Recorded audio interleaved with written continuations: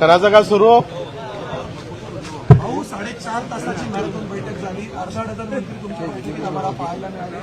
निर्णय काय झाला आहे का, नेमकी चर्चा काय झाली? मला वाटतं मॅरेथॉन मीटिंग या अधिवेशन काळात घेतल्या गेली. पहिले काही प्रमाणात तर सरकारचं आम्ही आभार मानू का दिलेला शब्द त्यांनी बऱ्यापैकी कांद्याचं आम्ही जे म्हणत होतोय का कांदा हा बाजार समितीतच नापेडनं खरेदी केला पाहिजे.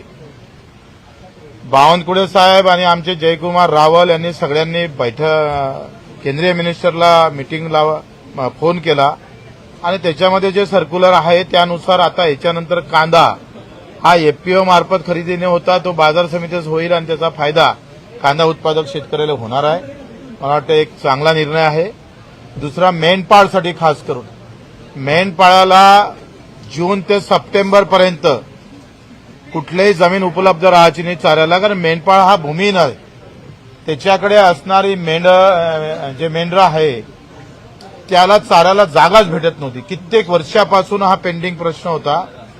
2 दिवसात 5 वर्षाच्या वरते जिथं झाडं आहे वनपट्ट्यामध्ये वनजमिनीवर म्हणजे महसूल जमिनीवर आणि वनजमिनीवर त्या सगळ्या ठिकाणी मेंढपाळांना तिथं चाराबंदी राहणार नाही, दंड आकारला जाणार नाही आणि मेंढपाळासाठी जे काही एखादा मेंढपाळ जर सापानं मरण पावला तर याची नुकसान भरपाई असेल त्या सगळ्या गोष्टीचं नाईक साहेबांना 2 ते 3 दिवसात आम्ही शासन म्हणजे परिपत्रक काढू आणि तो दिलासा देण्याचं काम एक मोठी लढाई मेंढपाळांसाठी खरं तर आम्ही इथं बऱ्यापैकी जेव्हा परिपत्रक निघन तेव्हा ते जिंकल्यासारखी होईल आणि एका मेंढपाळांसाठी हा मोठा मला वाटतं हा निर्णय होणार आहे. त्यांच्या भविष्यासाठी चांगला निर्णय होणार आहे. दुसरा आपण पाहतोय का त्यांनी कर्जमाफीची गोष्ट येत्या अधिवेशनच्या संपाच्या अगोदर समिती तयार करून त्या समितीमध्ये बाकीच्या बऱ्याच गोष्टी वन टाइम सेटलमेंट असेल अधिक काही गोष्टी असेल त्याची तारीख दिली नाही. तेवढं मात्र दुःख आहे. ते योग्य तारीखेसाठी आम्ही अजूनही ठाम आहोत. त्यांनी समिती या अधिवेशनाच्या आत जाहीर करणार म्हणून सांगितलं गेलं. अधिवेशन संपाच्या अगोदर दिव्यांगाचं मानधन म्हणजे तरतूद केलेली आहे 3,500 कोटीची. आता ते किती मानधन वाढवणार ते अधिवेशनाच्या आत ते मानधन वाढवण्याचा निर्णय होईल. अधिवेशनात तो निर्णय घेतला जाईल. ते सुद्धा आजच्या मीटिंगमध्ये सांगितलं गेलं आहे. दिव्यांगाच्या ज्या मुख्यमंत्र्याकडे जी आमची 2 तासाची बैठक झाली होती त्या बैठकीतले जे निर्णय मुख्यमंत्र्यांनी हाव म्हटलं होतं त्याच्यावर शासन निर्णय काढण्याचं सुद्धा अतुल सावे जे होते त्यांनी सुद्धा ते सांगितलं. एकंदरीत आम्ही पाहतोय का मेंढपाळाचा विषय असेल तुमच्या पेरणी ते कापणीपर्यंत सगळ्यात क्रांतिकारी निर्णय जर हा झाला जे आज मुख्य बावनकुळेजी आमचे रोजगार हमीचे मंत्री भरत गोगावलेजी त्यांनी जे सांगितलं आम्ही जे सांगितलं का महाराष्ट्र रोजगार हमी योजनेमध्ये देशातलं मार्गदर्शक महाराष्ट्र आहे. या देशालाच एमआरईजेस देण्याचं काम या महाराष्ट्रानं केलं. त्याचं एक अतिशय क्रांतिकारी पाऊल आम्ही म्हटलं त्यांना का नाही आहे ना तुमच्याजवळ पैसा तर एक सुरुवात करा. जो दिव्यांग शेतकरी आहे आणि जो एकल महिला म्हणजे विधवा शेतकरी आहे त्याला पेरणी ते कापणीपर्यंत ही योजना लागू करण्याचं काम येत्या कॅबिनेटमध्ये तो प्रस्ताव आणला जाईल आणि हा जर प्रस्ताव आला किमान 2 घटकासाठी तरी आम्ही सांगतोय आमच्या 15 वर्षाच्या मागणीला एक दमदार सुरुवात झाल्याशिवाय राहणार नाही आणि मग हे अतिशय चांगली गोष्ट होईल. आम्ही म्हटलं 3-5 म्हणजे संत्रा उत्पादक शेतकरी असेल, आंबा उत्पादक शेतकरी, द्राक्ष उत्पादक शेतकरी असेल, तुमचा काजू उत्पादक शेतकरी असेल याला आता झाडं तोडायची व्यवस्था आली. कारण आम्ही पाहतोय त्याची खर्च वाढत चालला त्या प्रमाणात आम्ही पाहतोय नुकसान येणारा पाऊस असेल अवकाळी पाऊस असेल त्याचं होणारं नुकसान त्याला सहन करण्याच्या बाहेर जाणं आणि म्हणून त्याला आपण म्हणतोय का त्याला 3+5 म्हणजे 3 आपण देतोच लागवडीसाठी 5 हे एमआरईजेस मधून जर कव्हर झाला तर त्याचं उत्पादन खर्च कमी होईल. आम्ही जो काही लढतो आहे का हमी भाव तुमचे कोण देणं होत नसेल तर उत्पादन खर्च कमी करता आलं पाहिजे. हा जो आम्ही खरं तर जो काही आम्ही विषय घेतलाय हा फार क्रांतिकारी विषय आहे आणि तसाच तो गायीसाठी जसं जगामध्ये नेपाळ हे देश असा आहे का तो सेंद्रिय खताला सबसिडी देतो आणि जगामध्ये रासायनिक खताला सबसिडी देतो. आम्ही विषमुक्त एका इकडे शेती झाली पाहिजे असं म्हणायचं, कारण त्याचे परिणाम तुमच्यावर, माझ्यावर, सगळ्यावर होतं. भेसळयुक्त दुधाचा कायदा सुद्धा जमलंच तर याच अधिवेशनात आणला जाईल. जो केंद्राचा कायदा होता त्याच्यानंतर राज्याचा कायदा झाला नाही. आमच्या उपोषणामुळे या कायद्याचा प्रारूप तयार झालं आणि त्याच्यामध्ये काही दुरुस्त्या सुद्धा आम्ही सांगणार आहोत. आणि मग आज तो कायदा जर झाला तर आज जे आपण पाहतोय का राज्यात उत्पादन होणारा दुधाची क्षमता आणि मग भेसळयुक्त दूध, त्याच्यातून मागणी आणि पुरवठा याच्यावर जो परिणाम होतो आणि त्याच्यामुळे दुधाचे भाव जे कमी होतं, हे दोन दूधारी तलवार है. एक तरफ भेसळयुक्त दूध नहीं मिलना चाहिए और दूसरी तरफ दूध के भाव भी बढ़ना चाहिए. आमच्या एका या कायद्यानं दुधाचे भाव वाढल्याशिवाय राहणार नाही. फक्त वाट पाहतोय ते सांगताय का या अधिवेशनात आणू, नाहीतर मग आम्ही पाहतोय का पुढच्या अधिवेशनात किंवा त्याचा ऍडव्हान्स आणण्याचा प्रयत्न ते करणार आहे. हा एक निर्णय तिथे झालेला त्यांनी सांगितला आहे. एकंदरीत आम्ही पाहतोय का फक्त कर्जमाफीची तारीख ती आम्हाला पाहिजे आहे. योग्य तारीख सीएम साहेबांना सांगितली पाहिजे. कर्ज कोणाला नेमकं माफ होते ते समिती ठरवणारच आहे. त्या समितीला आम्ही सुद्धा त्याच्यावर लक्ष घालून राहणार आहोत. आणि बाकीच्या सगळ्या दिव्यांगाच्या अंत्योदय योजना असेल, बार्टी असेल, जे काय असेल, 5% निधीच्या संदर्भातला असेल, ग्रामपंचायत कर्मचाऱ्याचं आणि मत्स्य व्यवसायाचं. आता मत्स्य व्यवसायाची स्वतंत्र बैठक आणि त्याचे 11 मुद्दे होते. ते स्वतंत्र बैठक नितेशजी राणे यांनी घ्यायचं कबूल केलं. स्वतंत्र बैठक आमची दिव्यांग मंत्रालयासोबतही होईल आणि एक सहकार मंत्र्यासोबत होईल. सहकार मंत्र्याचं ऊसाच्या बाबतीत आम्ही स्वतंत्र, कारण आम्ही पाहतोय का जे रिकोरी काढल्या जातं त्याच्यात गफलत होते आणि काटेमारीमध्ये गफलत होते, ते होऊ नये. आणि बरेच कारखाने त्या ऊसाचे पैसे 2-2 वर्ष देत नाही. त्या संदर्भात स्वतंत्र बैठक होणार आहे. आणि मग एकंदरीत ग्रामपंचायत कर्मचारी जी अट लावली होती का एवढे वसुली असली तरच तुम्हाला पूर्ण पगार भेटणार, एक तर 14,000 आणि त्याच्यातही अट. आता या ग्रामपंचायत कर्मचाऱ्यामध्ये काही सफाई कामगार आहे, कर्मचारी आहे, काही नळ पाणी देणारे कर्मचारी आहे. मग त्याला कशी अट लावताय? जो ग्रामपंचायत कर्मचारी वसुली करतो त्याला ते अट लागू करावी आणि त्या अटीमध्ये काही बदल करावा, ते पण मान्य केलेलं आहे. आता या एकंदरीत निर्णयामध्ये दिव्यांगाचं 6,000 रुपयाचं मानधन, पेरणी ते कापणी, कारण हे निर्णय आता बैठकीत सगळं हाव म्हटलं पण कागदावर येईपर्यंत काही आमचं समाधान होत नाही. कागदावर आलं का मग मात्र आमचं समाधान होईल. जेथपर्यंत कागदावर ह्या योजना येत नाही, शासन निर्णय निघत नाही, तोपर्यंत आमच्या आंदोलनाची भूमिका मात्र ठाम राहणार आहे. 7 जुलै ते 14 जुलै आम्ही पदयात्रा काढणार. पंजाबराव देशमुखांच्या गावापासून तर साहेबराव पाटील ज्यांच्या एकाच घरात 5 आत्महत्या झाल्या होत्या, म्हणजे 1986ची ही पहिली आत्महत्या जेव्हापासून आत्महत्येची नोंदी होणं सुरू झाल्या.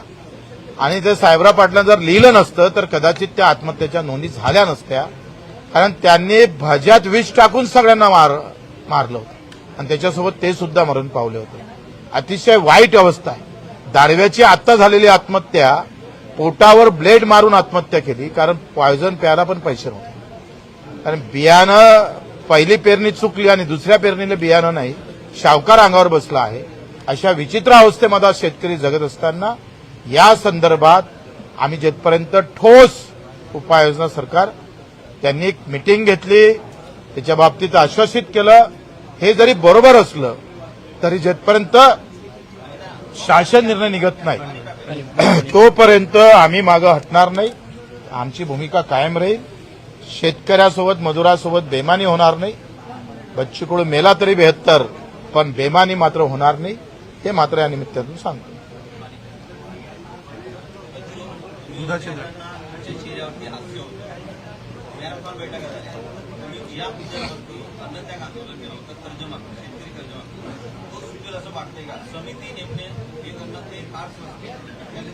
समिती नेमणं आतापर्यंत मी आंदोलनातला पीएचडी झालेला विद्यार्थी आहे.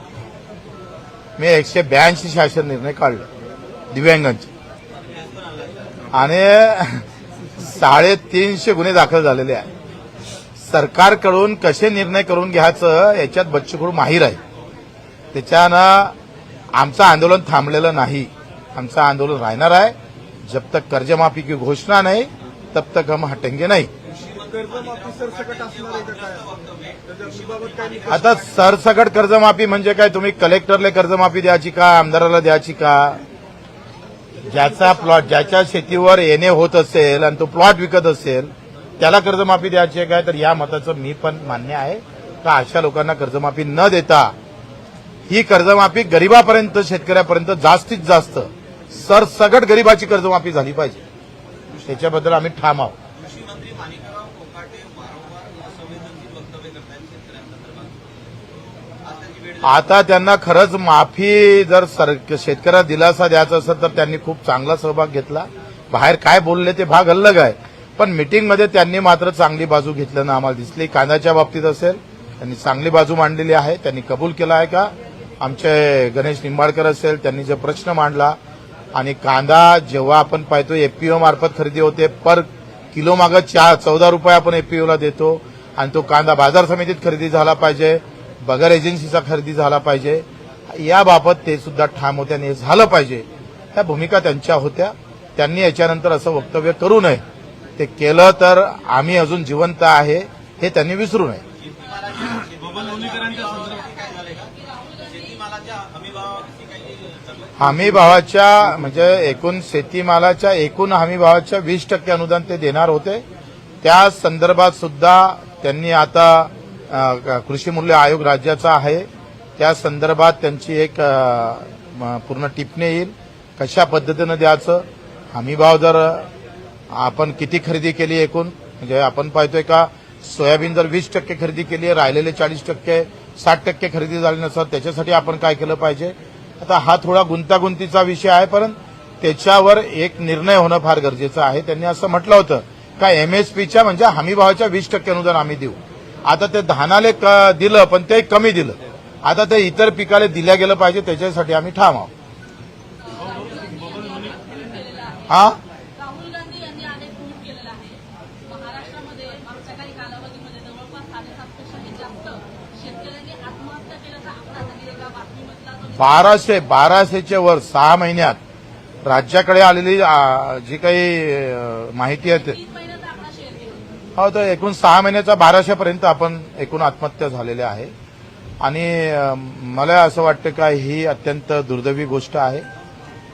परवा एकादशी आहे, पांडुरंगाचा दिवस आहे आणि हा पांडुरंग या सरकारला पावला पाहिजे आणि शेतकऱ्याला पावला पाहिजे. पण या सरकारमधले आमदार असं म्हणतात की या वारीमध्ये आता अर्बन नक्षली घुसत आहेत. तर ते कोणत्या म्हणजे त्यांचं खरं तर एकदा मेंदू तपासण्याची गरज आहे. ते कोणत्या व्यासपीठावरून ते बोलतात आणि तुमचं सरकार असताना अर्बन नक्षलवादी घुमत असेल तर पुन्हा देवेंद्रजीलाच ते उत्तर द्यावं लागेल. पण त्याचं उत्तर देवेंद्रजीनं दिलं पाहिजे, कारण ते त्या खात्याचे गृहमंत्री आहे. आणि मग अर्बन नक्षलवादी जर त्या पांडुरंगाच्या ठिकाणी येत असेल तर मग मला वाटते प्रश्नचिन्ह सरकारवर येतं. सरकारचाच आमदार जर सरकारवर प्रश्नचिन्ह निर्माण करत असेल तर ही गंभीर बाब आहे. त्या बाबतीत देवेंद्रजीनं बयान केलं पाहिजे. लोणीकरांच्या संदर्भात तुम्ही म्हटलं होतं की इथं लोणीकर दिसले. आता आम्हाला लोणीकर इथं काही दिसले नाही. दिसले तर आम्ही आमच्या भूमिकेवर कायम आहे. पण काल त्यांनी माफी मागितली आहे सभागृहात, 10 डाव मागितली, 1000 वेळा माफी मागितली. आता माफी मागणाऱ्यासाठी तुम्ही वारंवार लोणीकर किती दिवस चालवता. त्यांनी सभागृहात माफी मागितली. मी तुमची माफी मागत नाही नेत्यांची, पण शेतकऱ्याची माफी मागितली, फक्त कान पकडले नाही. तर त्यांनी कान पकडून एकदा माफी अधिक मागितली पाहिजे.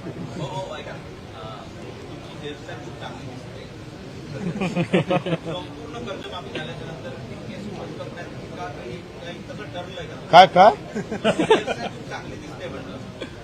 तुम्ही याच्यावर काय पाहायची गरज आहे? बच्चू कडूवर पहा ना तुम्ही.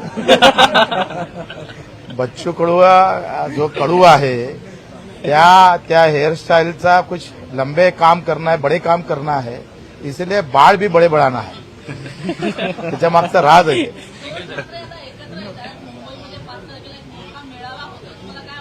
जसे 2 ठाकरे एकत्र येते तसे या महाराष्ट्रातले शेतकरी शेतमजूर एकत्र आले पाहिजे.